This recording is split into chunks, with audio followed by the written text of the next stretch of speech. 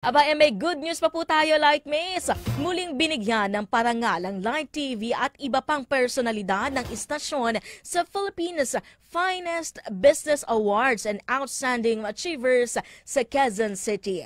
Alamin po natin ang kabuang detalye ng balitang yan kay Miko Agustina. Muling kinilala ang Light TV God's Channel of Blessings sa ginanap na 2nd Philippine Finest Business Awards and Outstanding Achievers sa Hexagon Events Place, Quezon City. Pinarangalan ng Light TV bilang Outstanding Family-Oriented Broadcasting Network in the Philippines na isa ring Golden Awardee. Ayon kay Light TV Programming Sales and Marketing Head Nestor Laideros, this is a testament that our programs is now being known for family. Maraming salamat po sa pagkilalang ito. Dagdag pa nito, mahalaga ang naturang award dahil ipinapakita na hindi lamang Christian station ng Light TV, kundi para na sa lahat, maging ang kabataan at buong pamilya. With this, it now gives us a hope that the programs that we're creating is para talaga sa pamilya. Para sa mga nanay, tatay, sa mga anak, lalo sa mga bata.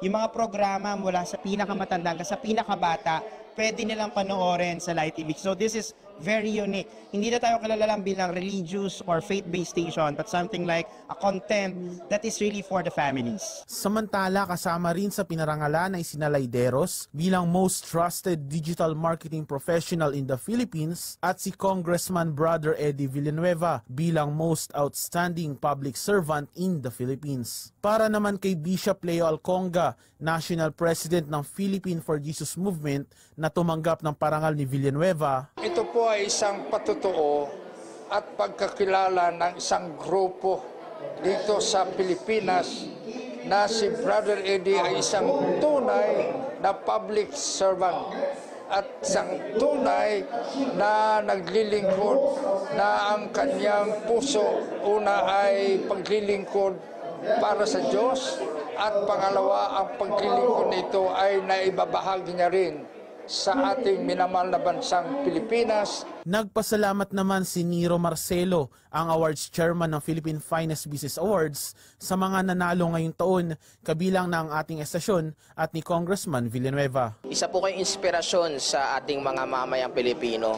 Kaya po nararapat kayong bigyan ng pagkilala. Ang inyong kagalingan, ang inyong kahusayan sa paglilingkod sa bayan, bilang media, bilang lingkod bayan, ay dapat hangaan, ay dapat makilala po sa ating bansa. Sa huli, nangako ang pamunuan ng Light TV sa parating pa na mas maraming family-oriented TV shows na ating aabangan sa istasyon. Miko Agustin, Newslight. Wow! Congratulations po, Light TV, sa atin yan at syempre kay Brother Eddie Villanueva. Sa ngalan po ng bumubuo po ng buong Zoe Broadcasting Network, lalo na po ang aming pong presidente na si Attorney Sherwin Tugna, ang aming pong General Manager na si Sir Rene Gonzalez, at syempre po sa ating pong founder na si Brother Eddie Villanueva. Maraming salamat po sa pagkilala la Visual Corporation. Lalo na po yung Philippine Finest Business Awards and Outstanding Achievers. Yan po ay ginanap sa Quezon City. Thank you so much po sa pagkilala.